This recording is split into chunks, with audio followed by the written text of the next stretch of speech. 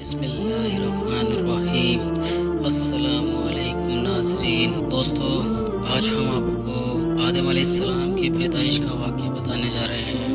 اللہ تعالیٰ نے آدم علیہ السلام کو مٹی سے پیدا کیا اور ان کا خمیر تیار ہونے سے پہلے ہی اس نے فرشتوں کو یہ خبر دی کہ وہ بہت جلد مٹی سے ایک مخلوق پیدا کرنے والا ہے جو بشر کہلائے گی اور زمین میں ہماری خلافت کا شرف حاصل کرے گی۔ آدم علیہ السلام کا خمیر مٹی سے گوندا گیا اور ایسی مٹی سے گوندا گیا جو نئی تبلیغ قبول کر لینے والی تھی۔ جب یہ مٹی پکی ٹھیکری کی طرح آواز دینے اور کھنکھنانے لگی تو اللہ تعالیٰ نے اس مٹی کو ادلے میں روح پھونکی اور وہ ایک ہی وقت میں گوشت پوست ہڈی پٹے کا زندہ انسان بن گیا اور ارادہ، شعور، حصے، عقل اور وجدانی جذبہ و کیفیت کا حامل نظر آنے لگا۔ تب فرشتوں کو حکم ہوا کہ تم اس کے سامنے سجدے میں گر جاؤ۔ فوراً تمام فرشتوں نے ارشاد کی تعمیل کی، مگر ابلیس شیطان نے گھمنڈ اور سرکشی کے ساتھ صاف انکار کر دیا۔ سجدے سے انکار کرنے پر ابلیس کا مناظرہ۔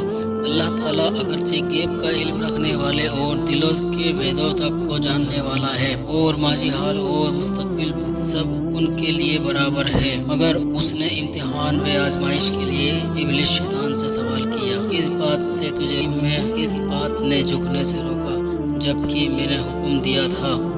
ابلیس نے جواب دیا، اس بات نے کہ میں آدم علیہ السلام سے بہتر ہوں، تو نے مجھے آگ سے پیدا کیا، اسے مٹی سے۔ شیطان کا مقصد یہ تھا کہ میں آدم علیہ السلام سے افضل ہوں، اس لیے کہ اللہ نے مجھ کو آگ سے بنایا ہے اور آگ بلندی اور برتری چاہتی ہے، اور آدم خاکی مخلوق بلا خاک کو آگ سے کیا نسبت؟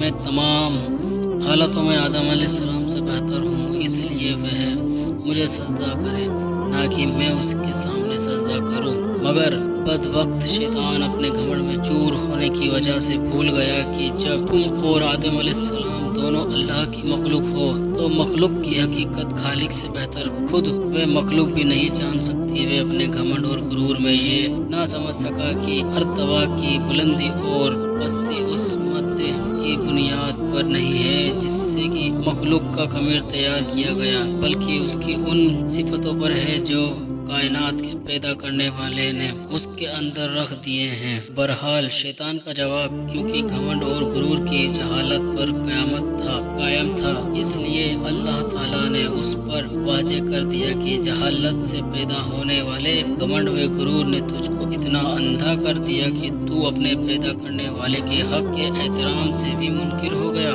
اس لیے مجھ کو ظالم قرار کر دیا۔ بس تو بس اس سرکشی کی وجہ سے ابدی ہلاک کا ایک حقدار، اور یہی تیرے عمل کا قدرتی بدلہ ہے۔ ابلیس نے مہلت طلب کی۔ ابلیس نے جب دیکھا کہ کائنات کے پیدا کرنے والے کے حکم کے خلاف کرنے، تکبر اور اللہ پر ظلم کے الزام نے ہمیشہ کے لیے مجھ کو اللہ رب العالمین کی آغوش رحمت سے مردود اور جنت سے محروم کر دیا، تو توبہ و ندامت کی جگہ اللہ سے یہ درخواست کی کہ قیامت آنے تک مجھ کو مہلت دے اور اس لمبی مدت کے لیے زندگی کی رسی لمبی کر دے۔ اللہ کی حکمت کا تقاضا بھی یہی تھا، اس لیے اس کی درخواست منظور کر لی گئی۔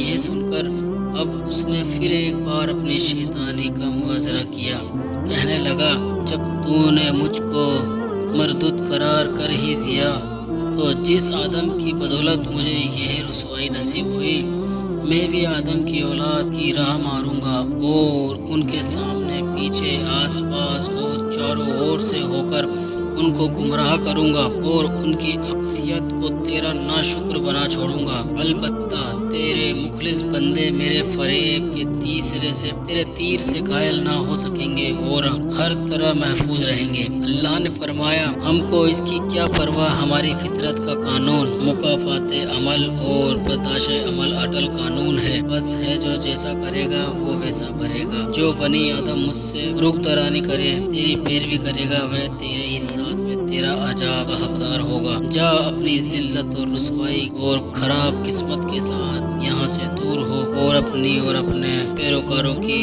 ابدی لعنت جہنم کا انتظار کر۔ آدم علیہ السلام اور دوسرے فرشتے۔ آدم علیہ السلام کی خلافت جیسا کہ پہلے بیان کیا گیا، اور جب اللہ تعالیٰ نے حضرت آدم علیہ السلام کو پیدا کرنا چاہا تو फरिश्तों को खबर दी कि मैं जमीन पर अपना खलीफा बनाना चाहता हूँ, जो इख्तियार और इरादे का मालिक होगा और मेरी जमीन पर जिसका तसर्रुफ इस्तेमाल का हक हासिल करना चाहेगा कर सकेगा और अपनी जरूरतों के लिए अपनी मर्जी के मुतालिक काम कर सकेगा। गोया वह मेरी कुदरत और मेरे तसर्रुफ इस्तेमाल व आखिया इख्तियार का मजहर होगा। फरिश्तों ने यह सुना तो हैरत में रह गए। अल्लाह के दरबार में अर्ज किया कि अगर इस हस्ती की पैदाइश की हिकमत ये है कि वह दिन रात तेरी तस्बीहात व तहलील में लगा रहेगा और तेरी तिस और बुजुर्गी के गुण गाए, तो उसके लिए हम हाजिर हैं, जो हर लम्हा तेरी हमद व सना करते और वे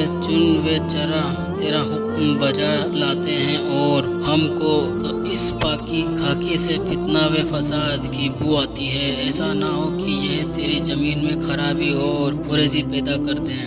ए अल्लाह, तेरा ये फैसला आखिर किस हिकमत पर मबनी है? बारगाह इलाही से एक तो उनको यह अदब सिखाया कि गया मखलूक को खालिक के सामने मामलों में जल्दबाजी से काम ना लेना चाहिए और उसकी जानिब से हकीकत हाल के जाहिर होने से पहले ही शक व शुबहा को सामने ना लाना चाहिए, और वह भी इस तरह कि इसमें अपनी बरतरी और बड़ाई का पहलू निकालता हो। कायनात का पैदा करने वाला इन हकीकतों को जानता है जिनको तुम नहीं जानते हैं, और उनके इल्म में वरह सब कुछ जो तुम नहीं जानते। तो दोस्तों, आज के लिए इतना ही। इसका सेकंड पार्ट आपको नेक्स्ट वीडियो में मिलेगा। अल्लाह ताला हम सबको कहने सुनने से ज़्यादा अमल करने की तौफीक नसीब अता फरमाए। व आखिर दवाना वल्हम्दुलिल्लाहि।